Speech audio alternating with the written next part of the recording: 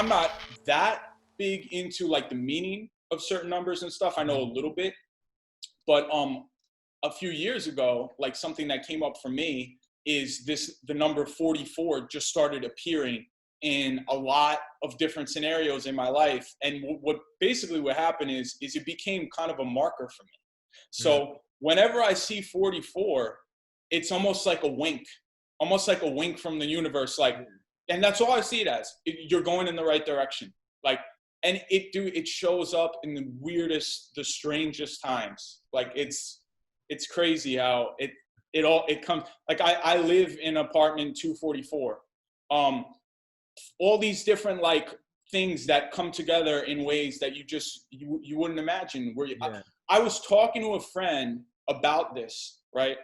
And I dropped him off. I was about to go home, and I told him like 44 is a big number for me, 11. So I turn on my navigation to go home.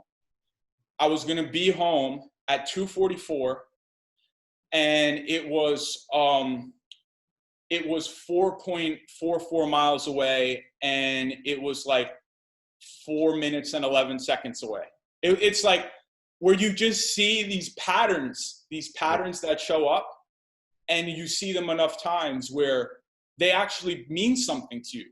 It's not, you don't think you're going crazy anymore because they show up so much that you can't even, it's helpful. That's the difference. Most people, they think too much into like, well, how does this happen? How does this work? Yeah. How about this? How is it helpful to you? Because when I need confirmation on something, if I see that number, that's helpful to me. Yeah. Because now I'm able to like confirm in my head, even if it doesn't mean that, it's helpful. Yeah. So it almost is like a thing that immediately changes your state and gives you like conviction and confidence moving forward on your current path, even if it's not necessarily number 44, but more even just a state change. But you're ironically the second person I've talked to in the last couple of weeks who said something about numbers. I've never looked into the significance of numbers in my life. And I even told Clark this about a week ago or so. I have always kind of struggled with like energy, law of attraction, numerology, things like that. And Clark was ironically the first person who one of his YouTube videos, he was talking about numbers and how they have significance. And I don't know if I've never necessarily had that same experience with numbers specifically, but I've had similar experiences with just when I look back over the last few years of my life and I think about all the shit that I thought was like, it was the end of the world, this is going to ruin my career, whatever it was, that always ends up being the turning point that led me to the wins that I had today, you know? Right. So it is kind of crazy, the synchronicity looking back. And the first time, ironically, I think if I had to put money on the moment where Patrick James got addicted to marijuana, it was after I dropped out of dental school a couple of years. In my whole life, I had always told myself, you know, I don't want to smoke weed. Weed is not for me or whatever. And then I'm probably like 27 at this point. I'm broke. I'm about a year and a half out of dental school. I'm trying to make the dating advice thing work. And my roommate at the time, he had a vape pen and he would hit this thing every night after he'd get off work. And one night he let me hit it and I got high and I started talking to a girl who I was in dental school with, went to dental school with, good friend, not trying to hook up with her or anything, but we were just talking and catching up. And the whole time, that whole year after dental school, I always say it was like fitting 6 years of personal development into like 3 months, because I'd never before felt like massive rejection in the way that I had felt at that point. Like my parents didn't support my decision. Everybody in Kansas is talking shit. Oh, PJ, the guy who didn't get girls when he lived in Kansas is now wanting to be a dating coach. And that's kind of my hero story with the dating thing. But they just know the version of me back then, right? And then I'm in dental school. Nobody knows this is like a passion of mine secretly, that I'm trying to go out and improve my own dating life. And when I drop out to do it, now people start talking. And I don't even know what people said because I turned a blind eye to it. But I had never felt that much rejection and just like almost alone. Nobody's here to support me on this path. So I had to almost restart. And I look back on almost not being able to pay my rent. On my birthday, having a mini panic attack for the first time ever because I'm not only struggling to pay rent, but also my car got towed on my birthday. And I'm like, man, this all sucked. But then I'm talking to this girl and I'm high, and it's like the first time I'm high like in years. And I'm talking about these experiences and realizing I'm actually grateful for those experiences because I had a midlife crisis in my 20s. Thank God. Or else I would have had to wait until I was 50 to start doing what I actually want to do, you know? And so talking about synchronicities, I think it is pretty crucial, you know? Yeah, man. And I have a feeling that now that, you know, you're hearing this from me, from Clark, you're going to start to open up to these things. And because I've been on the path, I've been on the full path where I started off being skeptical of anything that seemed somewhat magical and mystical, and being skeptical of that. And it's only through life experience where I have this personal evidence, you know, that I've collected my own, that no one can say to me that this is correct or this is right or this is wrong. I don't care because I know what works for me. And that's that, coming back to that whole idea of becoming an expert at being you. Like, you may not resonate with numerology. Maybe you don't really, you're not that attracted to working with numbers or thinking about that. It doesn't matter. But if you're open to it, that's what matters. Because otherwise you're closing off avenues of different ways that things could like magically unfold in your life and happen in these different ways. So I'm just so passionate about being open-minded and not putting restrictions on things. And at the end of the day, it coming back to your experience versus proof. Everybody needs proof that something works or that something is true or that something. Who's bold enough to just say, this works for me and I'm sticking to it? You know, it takes balls. It takes like being bold, but people love that. And why do they love it? It's because it's empowering. Yeah. It's empowering for somebody to just say, this is in my experience. And I think the world, there could be world peace if people just started sentences with, in my experience, because then it's not about fact or what the truth is. It's just, listen, what makes us all unique is our experience. Our unique, nobody in the world has the same experience we do. It's not even close. We make connections and we act like they're similar, but really when it comes down to moment to moment, full life, it's totally unique. And so that unique perspective, I forgot where I was going with this, but basically, like in my experience, because this is what's unique to us. And that has to be like honored more highly than an authority saying that this is true, that somebody, you know, coming in and telling you what's your truth versus you deciding that, you know. How long ago did you kind of realize the number 44? When was that? It's like 3 years ago. It was when I started. So we can get into some weirder stuff. So I started connecting. I started connecting with my grandfather all of a sudden, and this is someone who I never met.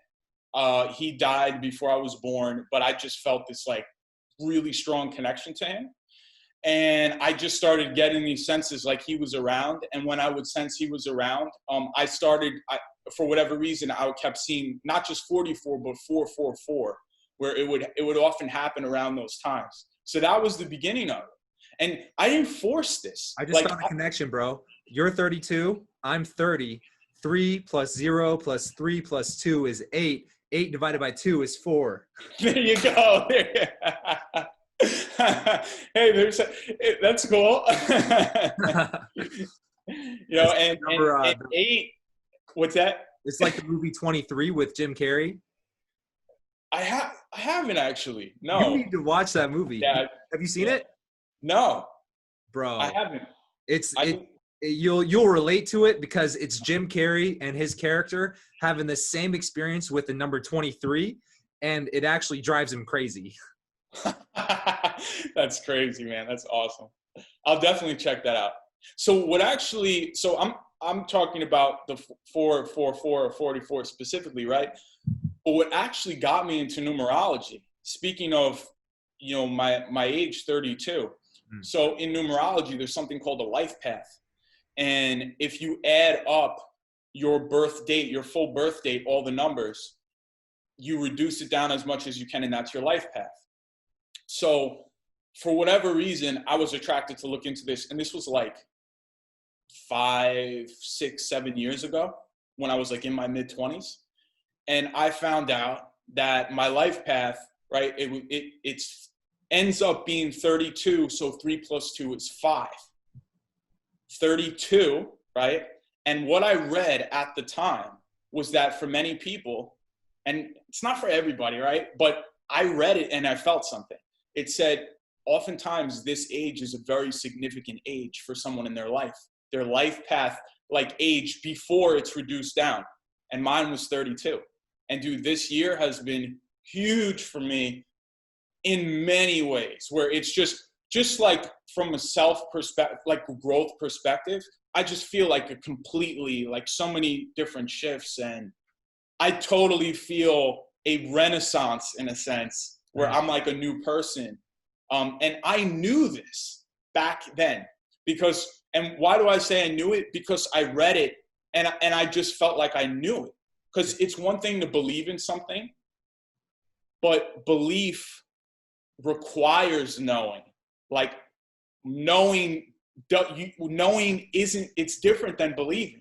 When you know something, when like you truly know something, and that has to do with getting more in touch with your intuition and stuff like that. Yeah. But I've learned to decipher it more where I can feel when I know like something is going to happen. And it's not always that I have that. It comes here and there. But I just had this weird feeling like 32 is going to be a really big year for me. Interesting. It pissed me off then because I felt, and this is a fucking page in a book that I read, So right? How long ago were you reading this book? What's that? How long ago were you reading this book? I forget the exact year or how long ago it was, but yeah, it was like It was a while ago.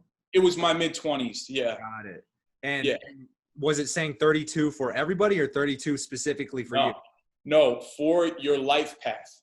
So I don't know what yours would reduce down to, but everyone is different. So my life path is technically 5, but to get to 5, it's 3 plus 2 reduced down to, right? So it adds up to 32. So I read that, and for whatever reason, that hit with me. Like, 32. I don't know why, but this seems like a kind of like a pinnacle year for me. And at the time, I was pissed because like 32, that's like 6 years away and shit like that. But it was more about, it was much bigger than that because it was more about me, exploring a variety of things, and also becoming empowered enough to not get caught up in if somebody tells you like a prediction about yourself and you then saying, oh, that's going to happen. Fuck. Like, and that's, what is that? It's disempowered. Being empowered is like when it's going based on how you feel. And even though in that moment I felt a little bit disempowered, me transforming that was empowering because now it wasn't about I have to wait until a certain age. It's like, all right, this feels like this is going to be like a big transition period for me.